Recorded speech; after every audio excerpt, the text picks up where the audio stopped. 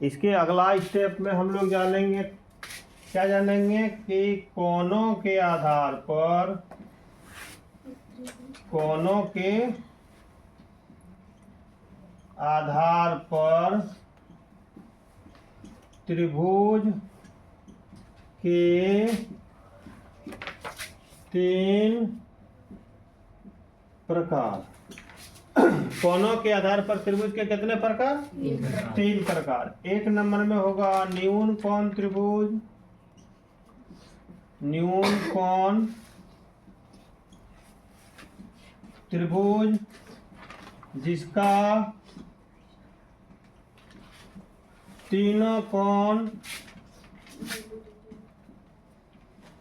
न्यून कोण हो।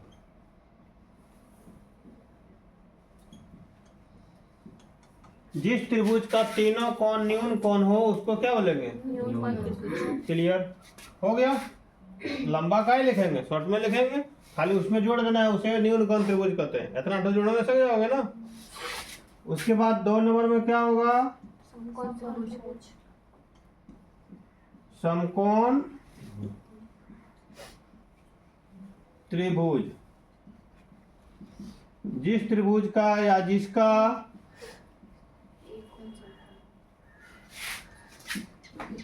एक कोण समकोण हो। जिस त्रिभुज का एक कोण समकोण हो उसे क्या कहेंगे? समकोण त्रिभुज। 3 नंबर में क्या होगा? अधिक कोण त्रिभुज, जिसका एक कोण अधिक कोण हो।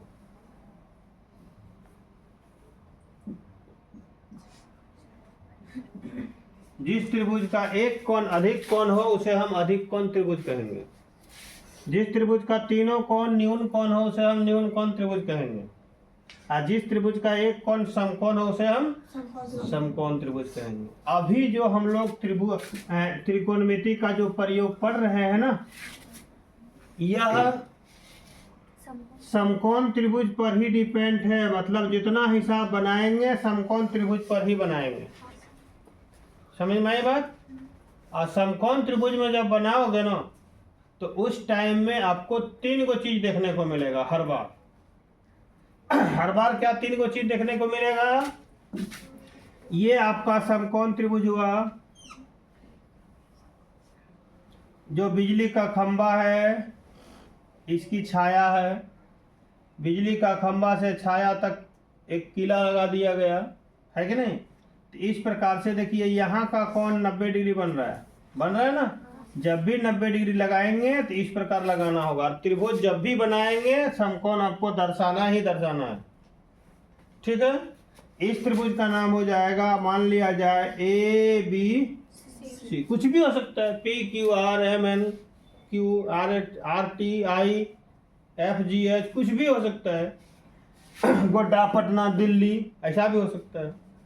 इसमें से 3 गो चीज देखने को मिलेगा हर त्रिभुज में। कौन त्रिभुज में? हर समकोण त्रिभुज में।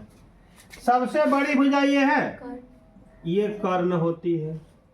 जो भुजा खड़ी है उसको लंब बोलेंगे, और जो भुजा गिरी हुई है उसको क्या बोलेंगे? आधार। और लंब आधार कर्ण के लिए, लंब आधार कर्ण के लिए आपको पाइथागोरस प्रमेय को जानना होगा। क्या? पाइथागोरस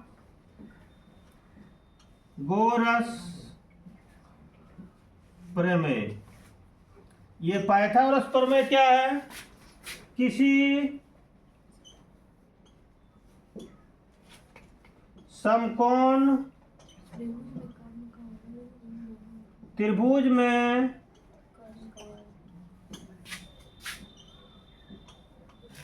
कर्ण का वर्ग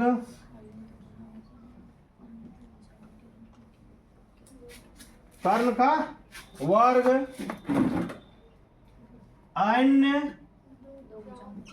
2 भुजाओं के दो भुजाओं के वर्गों के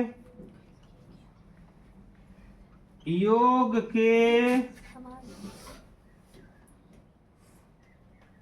समान होती है। किसी समकोण त्रिभुज में कर्ण का वर्ग अर्थात शॉर्ट में हम ऐसे लिख सकते हैं, किसी त्रिभुज में कर्ण का वर्ग, कर्ण का स्क्वायर बराबर अन्य दो भुजा, कर्ण लिख दिए इधर, तो दो को भुजा क्या क्या बच गया, लंब और तो कहता है लंब का स्क्वायर जोड़ आधार का स्क्वायर के बराबर होता है। ठीक है, ये क्या हो गया, ये पाइथागोरस प्रमेय हो गया।